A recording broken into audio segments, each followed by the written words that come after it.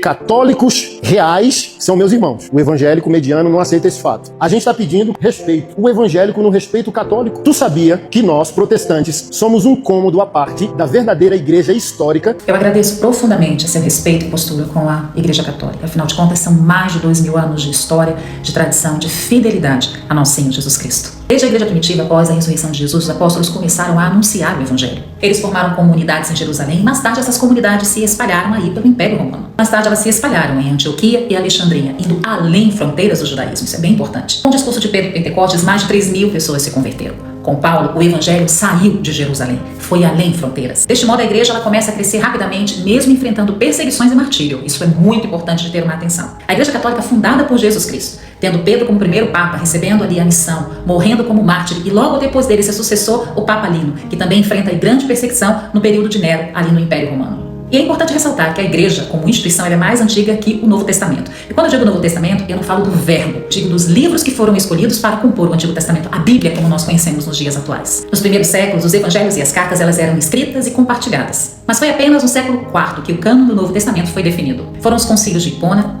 Cartago e Roma. Olha o processo que fizeram com que nós tivéssemos nas nossas mãos todo o Novo Testamento como nós conhecemos nos tempos atuais. Todos nós cristãos. Antes da formação do cânon da Bíblia, como nós conhecemos, os primeiros cristãos, eles viviam a tradição oral. É importante dizer isso. Até mesmo como o Antigo Testamento. Primeiro, toda a tradição oral. A tradição ia sendo passada, ia sendo conhecida e vivenciada, para depois ela se tornar o livro como nós conhecemos. Ou seja, os primeiros cristãos passaram séculos a fio, vivendo apenas da tradição oral. Assim, a autoridade da Sagrada Escritura para nós católicos, sim, ela depende da igreja. Antes mesmo da Bíblia ser escrita, a igreja ela já propagava o evangelho. Ela já anunciava Jesus Cristo, o verbo encarnado, por meio da tradição oral, levando a fé aos corações. E Santo Agostinho dizia exatamente assim: eu não acreditaria no evangelho se não me movesse a isso, a autoridade da igreja católica. E aí alguns concílios importantes aqui, aquilo que eles definiram.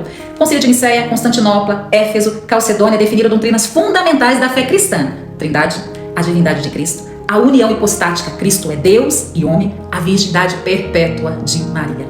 Tudo isso muito antes da Reforma Protestante no século XVI. A igreja ainda, vou ler aqui para não me perder, fundou as primeiras universidades, Bolonha, Paris e Oxford, criou hospitais, escolas, obras de caridade, uma teologia cristã fundamentada, diga aí Santo Tomás de Aquino, os tomistas. Mesmo com falhas humanas, são mais de 2000 anos de uma fé sólida, histórica, de mártires, comunidades sendo fundadas, formadas, religiosos, vidas entregues.